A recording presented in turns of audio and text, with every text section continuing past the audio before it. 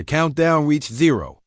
Across the galaxy, Admiral Rodriguez's voice came to every human communicator at the same moment. All units, this is Admiral Rodriguez. Operation Phantom Strike begins now. Show them what humans can do. At Nexus Prime, Captain Jake Harrison pressed a button on his control panel. The new dawn disappeared from every alien sensor. One moment it was there, the next moment it was gone. The Ghost Drive technology made it completely invisible. Take us up, Jake told his pilot. The ship rose silently above the space station. Below them, alien vessels were docked peacefully. Zephyrian ships, Krillak ships, and ships from a dozen other species. None of them knew that death was floating directly above them. "Weapons ready, Captain," reported Lieutenant Dan Clark. "Target!" "The station's main defense control center," Jake said. "Fire when ready." The first shot of the war came from the New Dawn. A plasma beam struck the defense center and destroyed it completely. Alarms began ringing throughout Nexus Prime. Alien commanders rushed to their posts, trying to understand what was happening. "Unknown enemy attack," screamed the Zephyrian officer. "Defense systems are down. We cannot identify the attacker." High Commander Vexstar was in his command ship near Liberty Station when the attack on Nexus Prime began. He received the emergency message and could not believe what he was hearing. How can the humans attack Nexus Prime? He asked his officers. "They do not have any ships there except that small exploration vessel." "Sir, we are detecting massive explosions on the station," reported his communication officer. "The human ship has disappeared from our sensors." "Disappeared? That is impossible. No ship can just disappear." But even as Vexstar spoke, something impossible was happening to his own fleet. 40 human warships materialized around his vessels, like ghosts appearing from nowhere. They had been hiding in the asteroid field, invisible to Zephyrian sensors. "Enemy ships appearing all around us," shouted a Zephyrian sensor operator. "Where did they come from?" Colonel Thompson's voice came over the communication system. "Hi, Commander Vexstar. This is Colonel Thompson of Liberty Station. You said humans were cowards. You said we were too weak to fight. Let me show you how wrong you are." The human ships opened fire all at once. Railgun projectiles traveled faster than anything the Zephyrians had ever seen. They punched through alien hull. Armor like it was paper. Plasma beams melted Zephyrian weapons before they could fire back. "Return fire," Vexstar ordered. "Destroy these human ships." But something strange was happening to the Zephyrian vessels. Their weapons would not respond. Their engines were shutting down. Their communication systems were failing. "Sir, we are losing control of our ships," reported the chief engineer. "Something is taking over our computer systems." Lieutenant Mary Phillips smiled as she watched her electronic warfare programs spread through the Zephyrian fleet. "Their ships are ours now, Captain," she told Jake over the communication link. The human electronic warfare systems were turning alien technology against itself.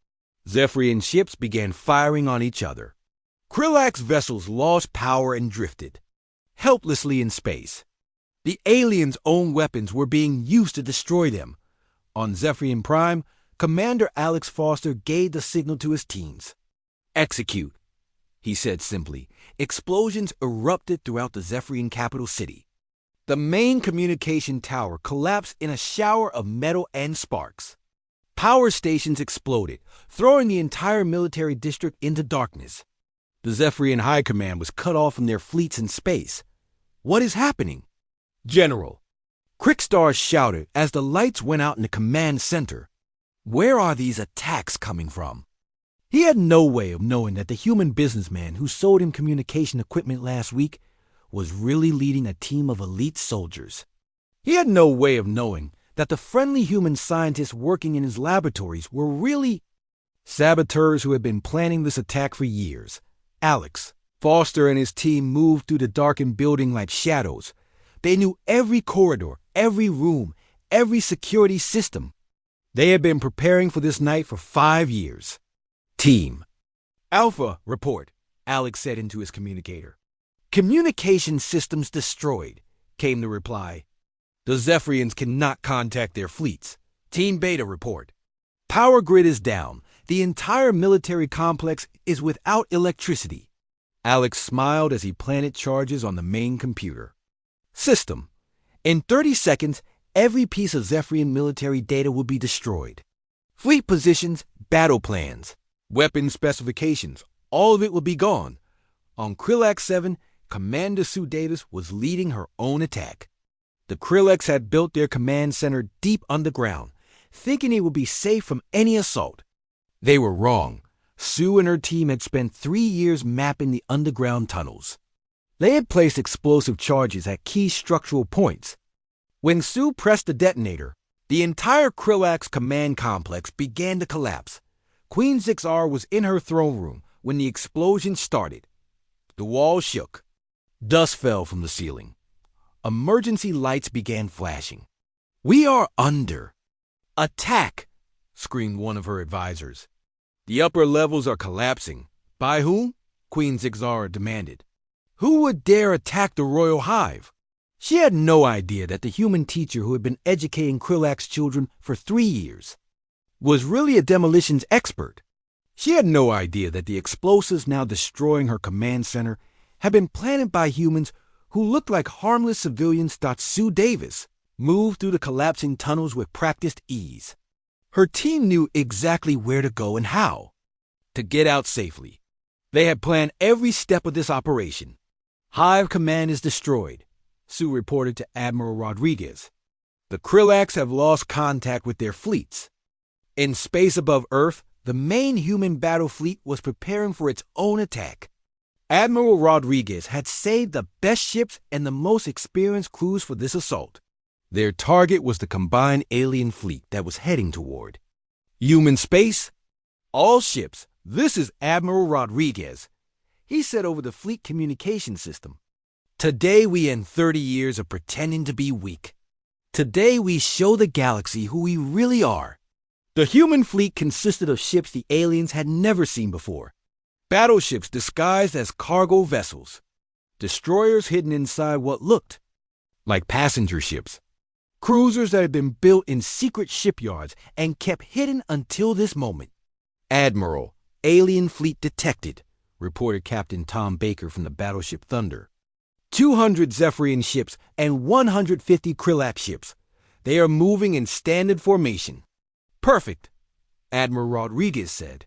"They are still fighting like their ancestors did 1,000 years ago.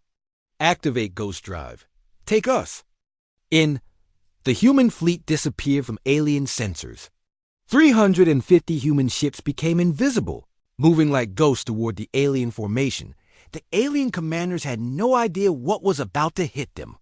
They were discussing how to divide human territory between their species. They were planning victory celebrations. They thought the war was already won. "Alien vessels have no idea we are here," reported Captain Linda Stone from the cruiser Silent Hunter. "Their sensors show empty space. Wait for my command," Admiral Rodriguez said. "We hit them all at once. No warnings. No mercy. They started this war by attacking our colonies.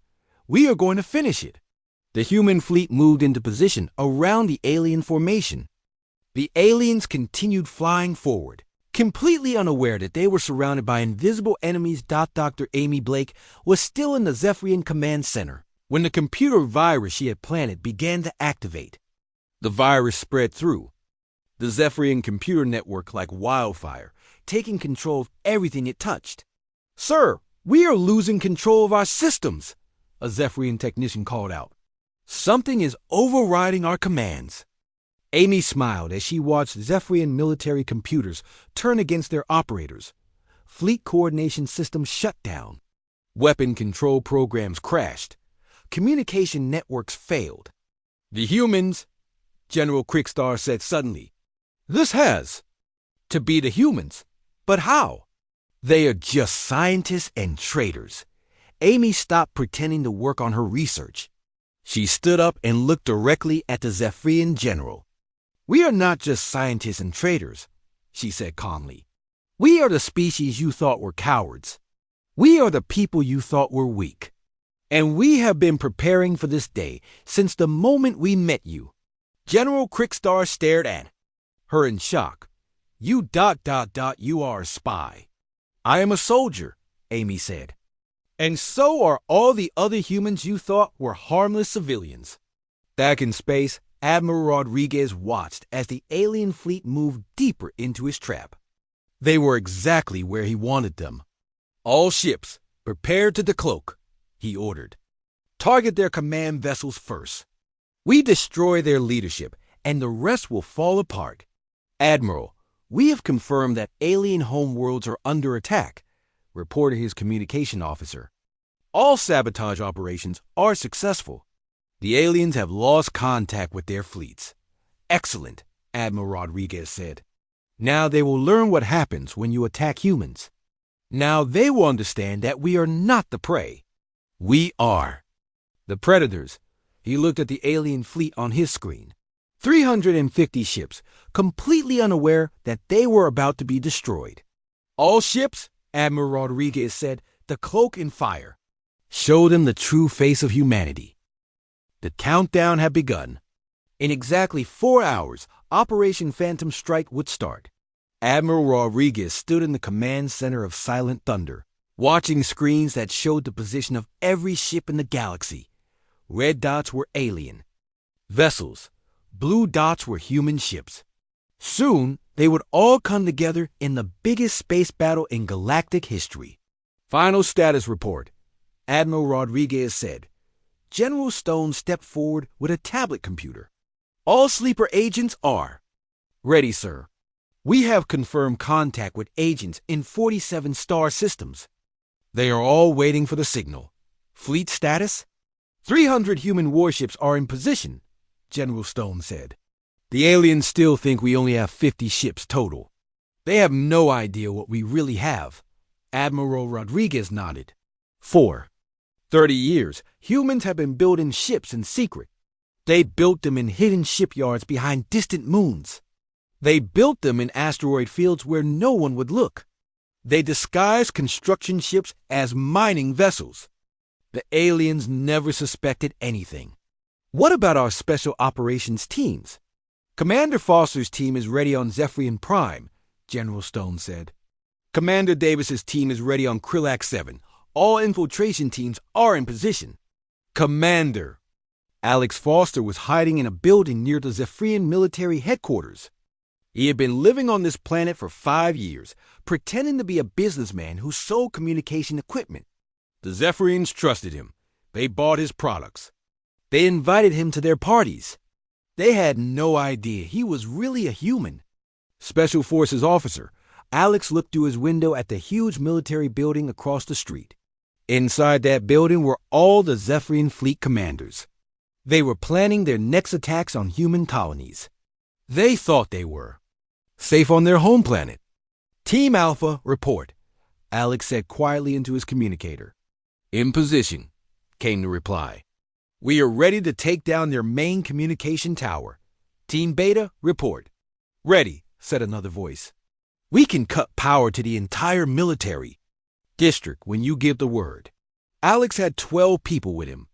They all looked like normal humans who lived and worked on Zephyrian Prime, but they were really elite soldiers who had been preparing for this moment for years.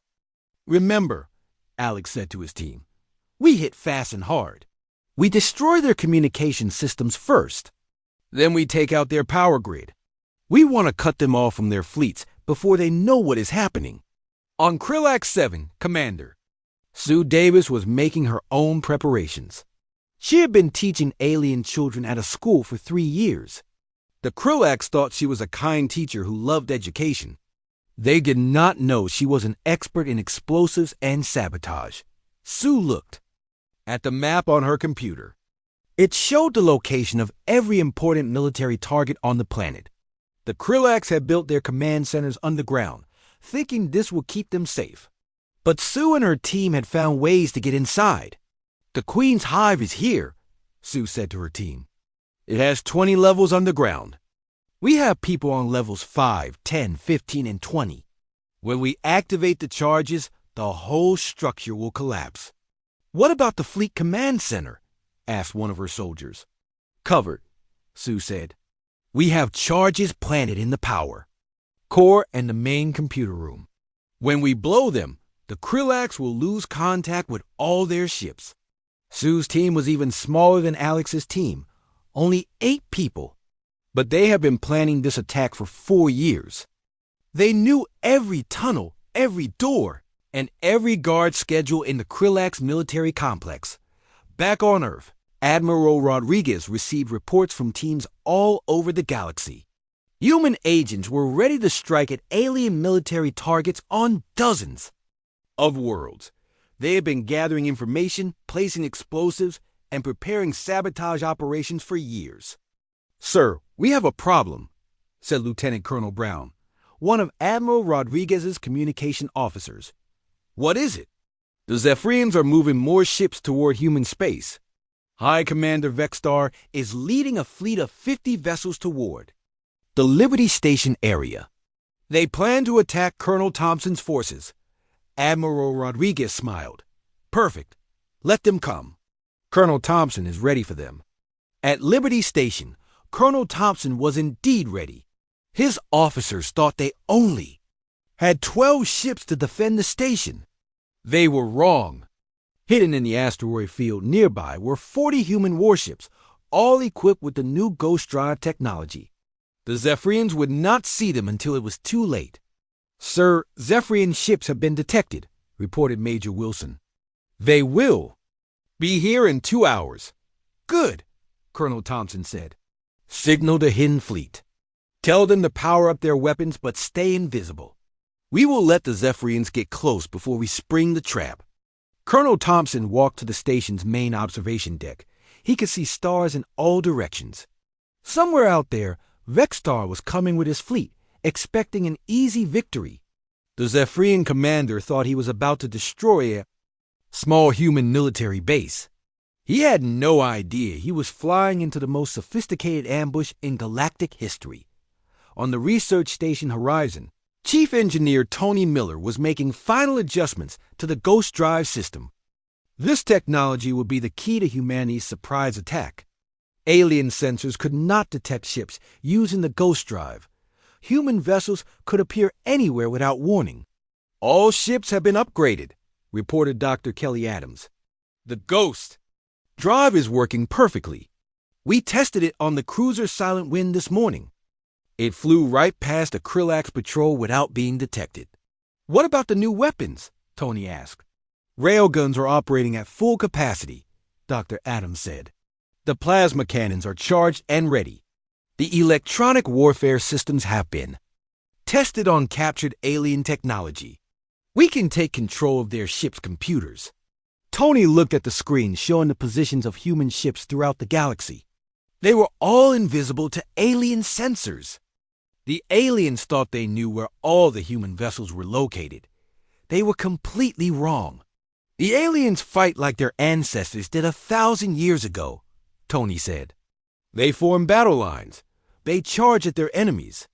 They think courage and honor will win wars. They do not understand modern tactics. Dr. Adams nodded. They have never fought an enemy that could disappear and reappear anywhere. They have never fought an enemy that could take control of their own ships. This will be like fighting ghosts. On Nexus Prime, Captain Jake Harrison was preparing his ship for battle. The New Dawn still looked like a small exploration vessel, but hidden beneath its hull were some of the most advanced weapons in the galaxy. All systems ready, Captain, reported Lieutenant Dan Clark. We can go invisible in 30 seconds. Our weapons are fully charged. The electronic warfare package is online. What about our special cargo? Jake asked Dot Lieutenant Mary Phillips. Smiled. Ready to deploy, sir. The aliens will be very surprised when they see what we have been hiding. The special cargo was a secret weapon that Tony Miller had developed. It was a device that could disable entire alien fleets by overloading their power systems. Jake's ship would deliver it to the heart of the alien formation during the battle. Sir, we are receiving a message from Admiral Rodriguez, reported Lieutenant Jake activated the communication system. Admiral Rodriguez's face appeared on the screen. Captain Harrison, you are to proceed to Nexus Prime Central Command Area. When Operation Phantom Strike begins, your mission is to disable the station's defense systems. We do not want any alien reinforcements to escape and warn their fleets. Understood, sir, Jake said. We will be ready. Jake closed the communication. Link and looked at his crew. These 12 people had been training for this mission for 5 years. They knew every corridor of Nexus Prime. They knew where every alien commander would be during the attack. Dr. Amy Blake was still on Zephyrian Prime. But now her real mission was about to begin. She was not just gathering information anymore. She was preparing to strike at the heart of the Zephyrian military command. The main computer system is here, she said to her hidden communicator. She was standing in the central command room, pretending to work on her research. I can plant the virus in their network from this terminal. The virus was a computer program developed by human intelligence. It would spread through the Zephyrian computer network, taking control of their ships, weapons, and communication systems. The Zephyrians would find their own technology turned against them. Security is light today, Amy continued. Most of the guards are preparing for the victory celebration. They think they are going to conquer more human worlds tomorrow. Amy smiled as she worked. The Zephyrians were planning a celebration for a victory they would never achieve. Instead of celebrating, they would be fighting for their lives. All across the galaxy, the final preparations were complete. Human agents were in position on alien worlds. Human ships were hidden near alien fleets. Human weapons were charged and ready to fire. In 1 hour, the aliens would learn the truth about humanity. They would learn that humans were not cowards. They would learn that humans were not weak. They would learn that sometimes the most dangerous enemy is the one who lets you think you have already won. Admiral Rodriguez looked at the countdown clock on his screen. 60 minutes until Operation Phantom Strike would begin. 60 minutes until the galaxy would change forever. The truth about humanity was hidden deep underground on Earth, in a place called Silent Thunder. Admiral Rodriguez walked through long metal hallways. The walls were covered with screens showing star maps and ship positions. Hundreds of people worked at computers, watching every alien movement in the galaxy. This place had been built 30 years ago when humans first met alien species. The government knew that some aliens might be dangerous. They knew that looking weak might be safer than looking strong. So they built Silent Thunder to prepare for war while pretending to want peace. Admiral Rodriguez stopped at a big door marked Project Sleeping Giant. He put his hand on a scanner. The door opened. Inside was a room full of people in military uniforms. They were all working on computers and communication devices. General Stone, report, Admiral Rodriguez said. General. Rick Stone was a tall man with short black hair. He had been working on Project Sleeping Giant for 15 years. All sleeper agents are in position, sir, he said. We have people ready in 47 star systems. How many of our people do the aliens think are just civilians? Admiral Rodriguez asked. Over 10,000, General Stone said. They think Bob Miller on Zephyrian Prime is just a farmer who sells vegetables. They do not know he used to be a Navy commander. They think Sue Johnson on Krillax 7 is just a teacher. They do not know she is an explosives expert. Admiral. Rodriguez nodded. For 30 years, humans have been sending people to live on alien worlds. The aliens thought these humans were just normal people looking for work.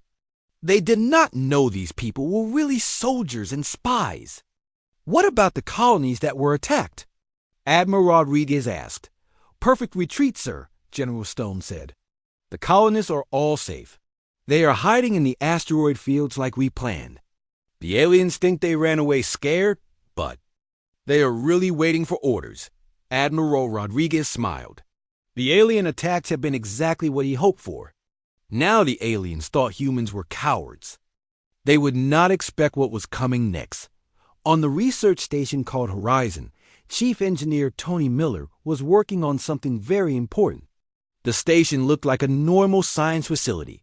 It had laboratories and telescopes. But deep inside, Tony and his team were building weapons. "How is the ghost drive working?" asked Dr. Kelly Adams. She was Tony's best engineer.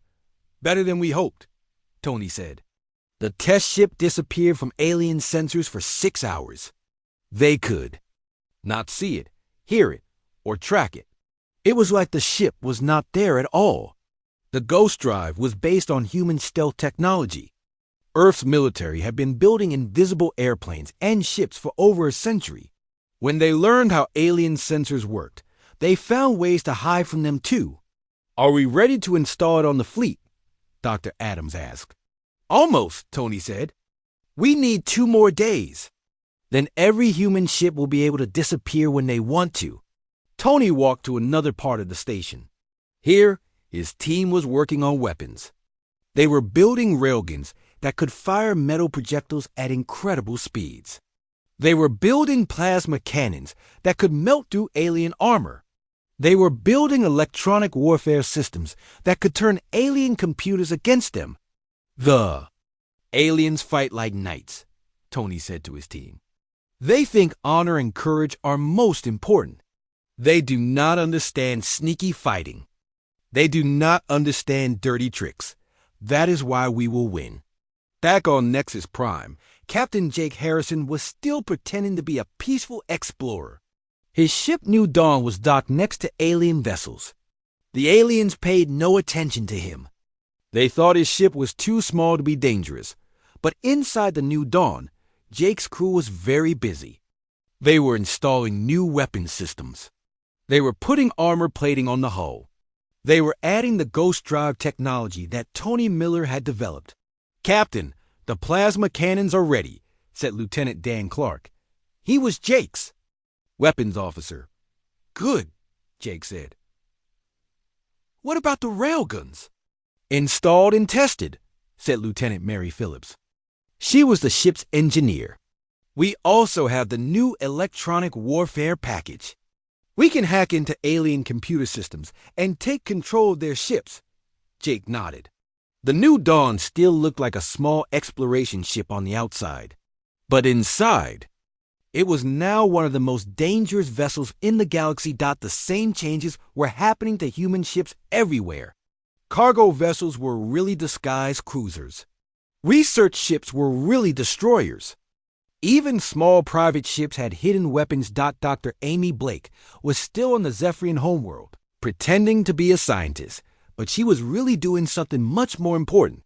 She was mapping every military base, every weapons factory, and every command center on the planet.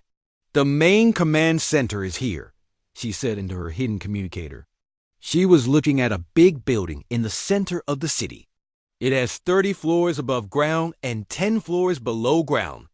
All their military leaders work there. Amy had been taking pictures and making recordings for weeks. She knew where every important Zephyrian was located. She knew their schedules, their habits, and their weaknesses. "The power station for the Tau. Whole city is here," she continued. "If we destroy it, the entire military command will lose power. They will not be able to communicate with their fleets." Amy was not the only human spy on alien worlds. There were hundreds of them. They all looked like normal people doing normal jobs. But they were all gathering information for the coming war. On Earth, President Kate Johnson was meeting with her top advisors. They were in a secure room where no one could hear them. "Are we really going to do this?" asked Secretary of Defense Paul Martinez. "Are we really going to attack the most powerful alien species in the galaxy?" "They attacked us first," President Johnson said. "They think we are weak. They think they can take our worlds and make us slaves. We are going to show them they are wrong." "How many ships do we have?" asked General Patricia Williams. "More than they think," President Johnson said. "We have been building ships in secret for 20 years. We have 300 warships ready to fight. The aliens think we have maybe 50. "What about their fleets?" asked Secretary Martinez. "The Zephyrians have 200 ships," President Johnson said. The Krillax have 150, but they are not expecting us to fight back. They are not prepared for the kind of war we are going to bring them. Admiral Rodriguez entered the room. Madam President, all preparations are complete. Our people are in position. Our ships are ready. Our weapons are charged. We can begin Operation Phantom Strike at any time. President!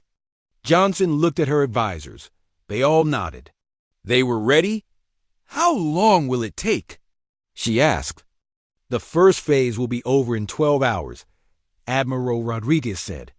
The aliens will not know what hit them. They will be so shocked that they will not be able to fight back effectively. And if we lose? Asked Secretary Martinez. Admiral. Rodriguez smiled. We will not lose. The aliens think they are fighting cowards. They are about to learn that they are fighting the descendants of warriors who conquered their own planet through cleverness and determination. On Liberty Station, Colonel Thompson was briefing his officers. The room was full of excited soldiers who had been waiting for this moment. Gentlemen, we are no longer retreating, he said.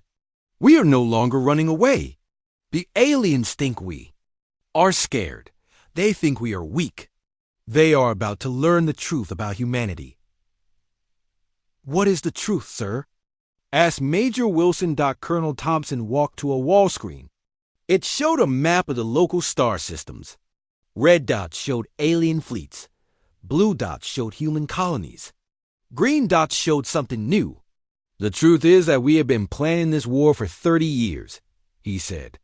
Every retreat was planned. Every defeat was fake. Every time we looked weak, we were really getting stronger. The green dots on the screen were human military bases. They were hidden in asteroid fields, behind moons, and in empty space. There were hundreds of them. The aliens had no idea they existed. We let them think we were cowards, Colonel Thompson continued. We let them attack our colonies. We let them chase our people away. And while they were celebrating their easy victories, we were surrounding them. The officers looked at the screen in amazement.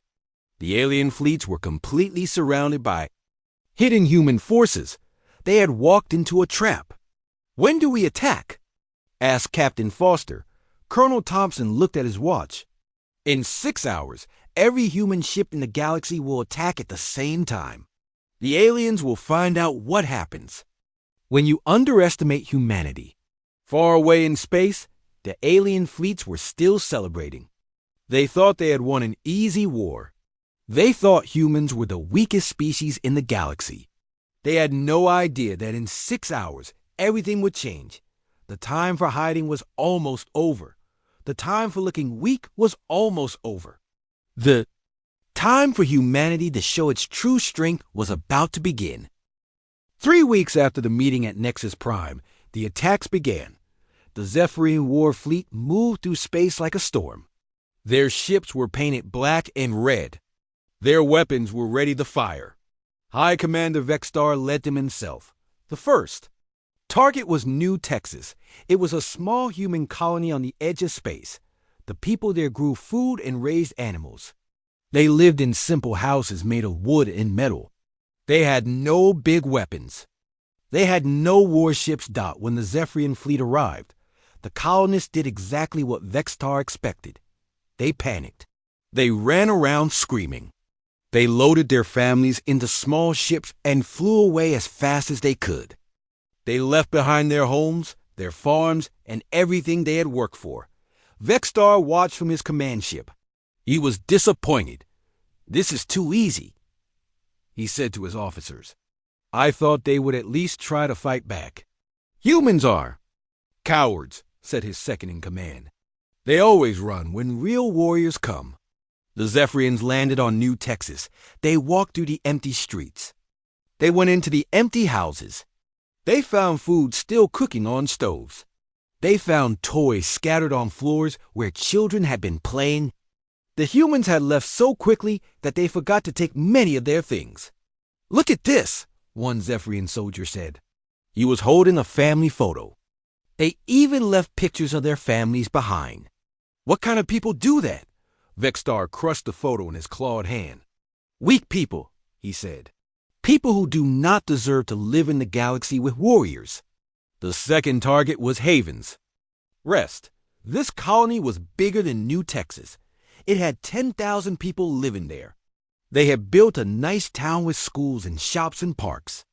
They were proud of their home, but when the Zephyrian ships appeared in the sky, the same thing happened. The humans screamed and ran.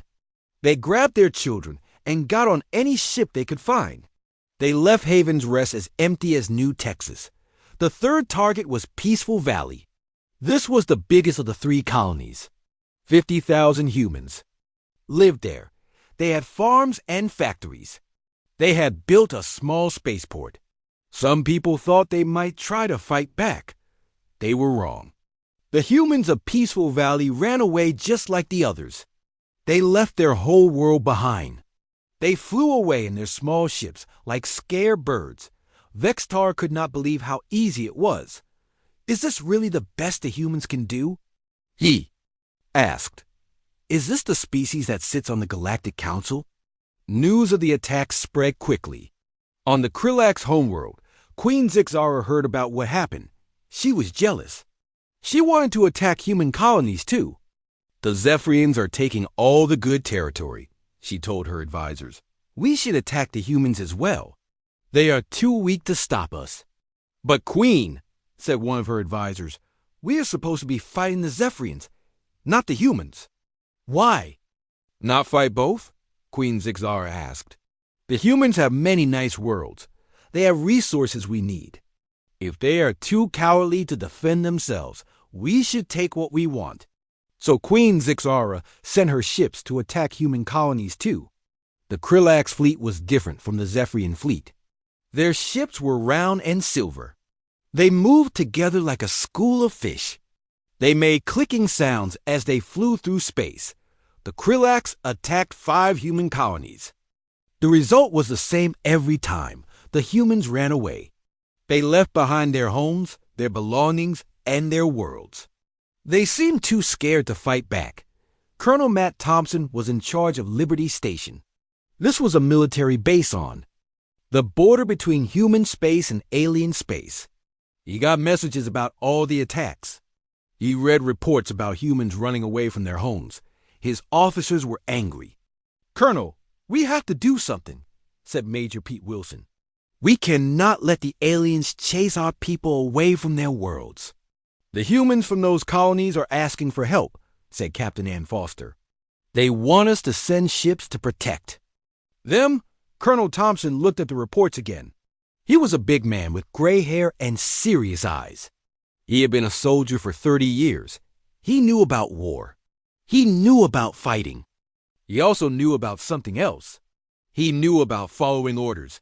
We are pulling back, he said. Pulling back? Major Wilson could not believe it. Sir, we have enough ships to fight them. We have good weapons. We can protect our colonies. Our orders are to avoid direct conflict, Colonel Thompson said. We are moving all our forces back to the inner systems. We will not fight the aliens at this time. The officers looked at each other. They were confused. They were angry. They did not understand why they were running away like cowards. But Colonel Thompson knew something they did not know. He had received a secret message from Admiral Rodriguez on Earth. The message was very short. It said only 2 words, Phase 2. Dr. Amy Blake was on the Zephyrian homeworld. She was supposed to be studying their technology. The aliens thought she was just a scientist. They let her go anywhere she wanted. They let her listen to their meetings. They thought she was harmless. Amy was in the military command center when the reports came in about the human colonies. She listened to the Zephyrian officers talking about their easy victories. The humans are even weaker than we thought, said General Quickstar. They do not even try to fight back. They just run away, like frightened animals. This is good news, said another officer. We can take all their worlds without losing a single ship. We can have a whole empire without fighting a real war. Amy pretended to be working on her computer, but she was really recording everything. They said she was also taking pictures of their military plans. The aliens were so confident that they did not bother to hide anything from her. That night, Amy sent a secret message to Earth.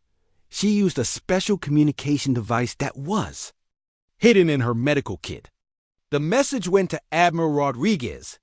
"They are planning to attack 50 more human colonies," the message said. "They think we will keep running away. They are dividing our territory between the Zephyrians and the Krillax.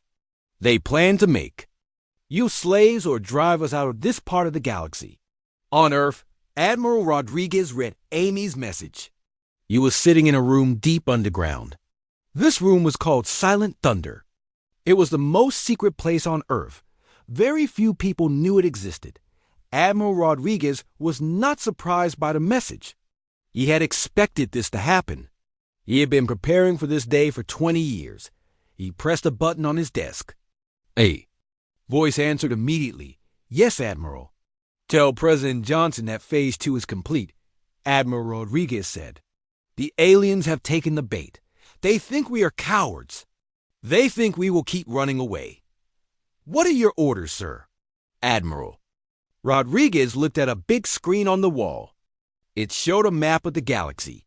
Red dots showed where the alien fleets were. Blue dots showed where human colonies were. Green dots showed something else. Something the aliens did not know about. "Begin Phase 3, Admiral Rodriguez said. "It is time to show them what humans really are." In space, the alien fleets were celebrating. They thought they had won an easy victory. They thought humans were the weakest species in the galaxy. They were already planning which human worlds to attack next. The Zephyrians and the Krillax were so busy celebrating that they did not notice something important. The humans had run away, but they had not gone far. They were hiding in asteroid fields and behind moons. They were waiting for something. On Liberty Station, Colonel Thompson called his officers together. "Gentlemen, I have new orders," he said. "We are not retreating anymore. We are not running away. It is time to fight back." "About time," said Major Wilson. "What are our orders?" Colonel Thompson smiled. It was not a nice smile. It was the smile of a man who had been waiting a long time for this moment. "We are going to teach these aliens what happens when you underestimate humans," he said. "We are going to show them that sometimes the most dangerous enemy is the one who looks weak." The officers looked confused. They did not understand what was happening, but they would understand soon. The whole galaxy would understand soon. The time for hiding was over. The time for looking weak was over. The time for war was about to begin. Captain Jake Harrison stood at the window of his ship, watching the stars drift by. The New Dawn was not a big ship. It was small compared to the giant war vessels that belonged to the aliens. Jake liked it that way. Small ships were faster. They could hide better. Jake had been flying through space for 10 years now. He met many different alien species during that time. Most of them thought humans were weak. They said humans were scared of fighting. Jake never told them they were wrong. He just smiled and nodded. The New Dawn was heading to Nexus Prime. This was a big space station where all the different alien species met to talk. Jake did not like going there. The aliens always looked at him like he was a child. They spoke to him like he did not understand important things. His crew was small. Only 12 humans worked on the New Dawn. They were all good people. They knew how to keep secrets. They knew how to look weak when they needed to. Jake trusted them with his life. The communication system made a beeping sound. Jake pressed a button to answer it. A voice came through the speakers. It was Lisa Carter. She was the human ambassador to the Alien Council. "Jake, are you almost here? The meeting starts in 2 hours. "Yes, we will be there soon," Jake said. "How are things going?" Lisa sighed. "The same as always. The Zephyrians and the Krillax are arguing about territory again. They want to fight each other over some mining planets. I am trying to make them talk instead of fight." Jake knew about the Zephyrians. They looked like giant lizards. They had tough skin and sharp teeth. They loved to fight. They thought fighting made them strong. The Krillax were different. They looked like big insects. They worked together like bees in a hive. They also loved to fight, but they did it as a group. Both species had been fighting wars for thousands of years. They thought this was normal. They thought peaceful species were weak and stupid. "Do you think they will listen to you?" Jake asked. "No," Lisa said. "They never do. High Commander Vexstar told me yesterday that humans are too soft to understand real war. He said we are only good for buying and selling things." Jake smiled, but not because he was happy. He smiled because Vexstar was very wrong. The Zephyrian. Commander had no idea what humans could really do. None of the aliens did. The New Dawn reached Nexus Prime 30 minutes later. The space station was huge. It looked like a metal city floating in space. Ships from many different worlds were docked there. Jake could see the long, dark ships that belonged to the Zephyrians. He could see the round, shiny ships that belonged to the Krillax. The human ships were much smaller. Jake docked his ship and walked through the station. Other beings stared at him as he passed. Some looked curious. Others looked like they thought he was funny.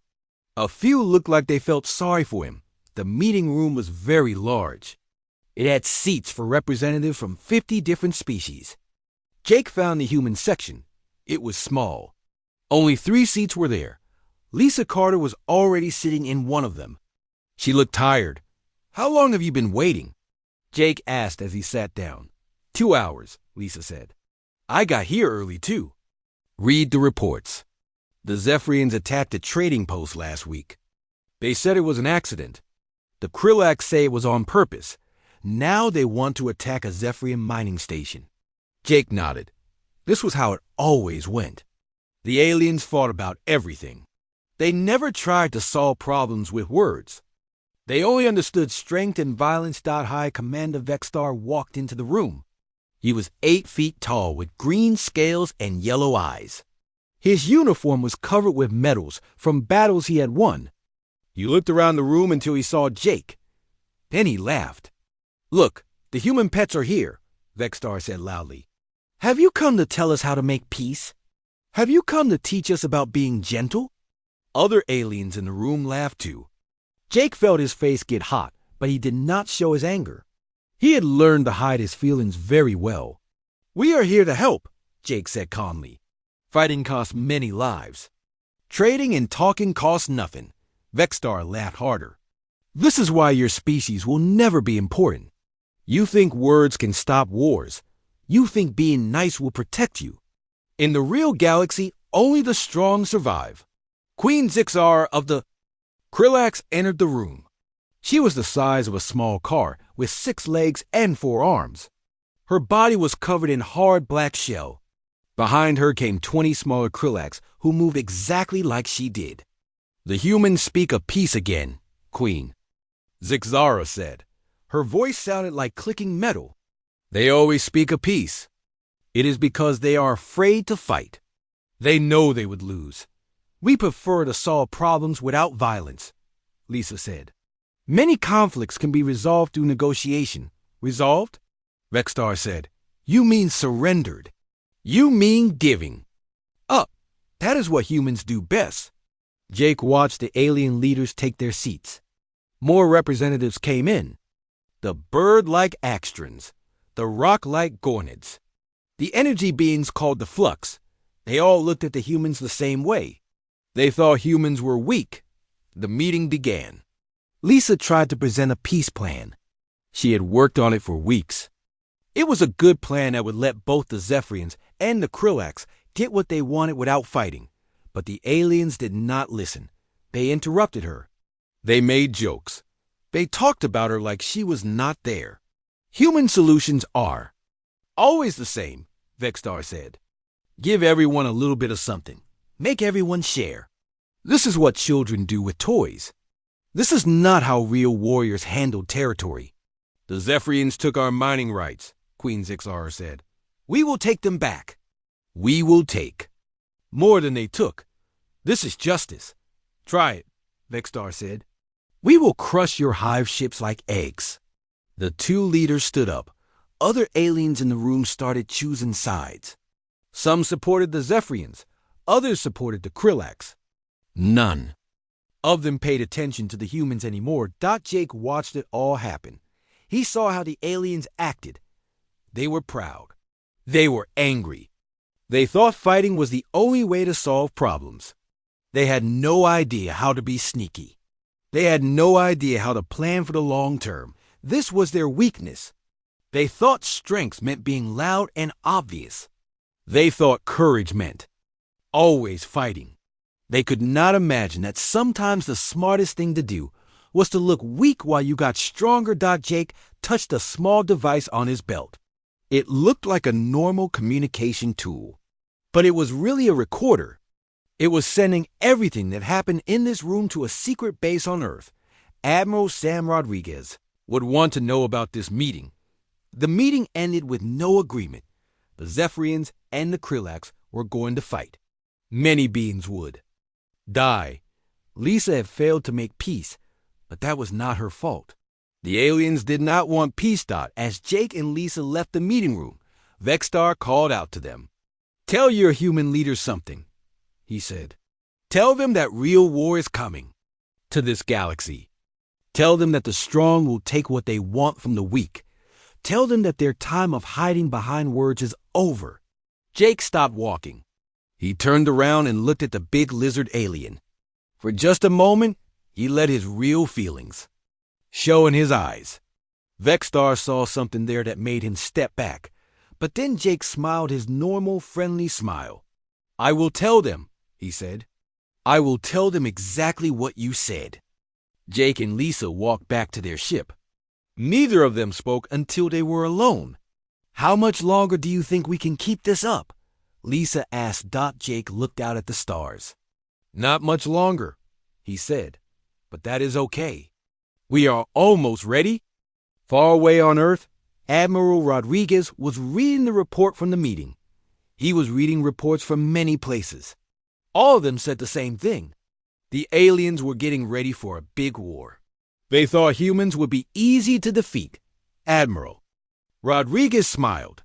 The aliens were going to learn something very important very soon. They were going to learn that looking weak and being weak were not the same thing at all.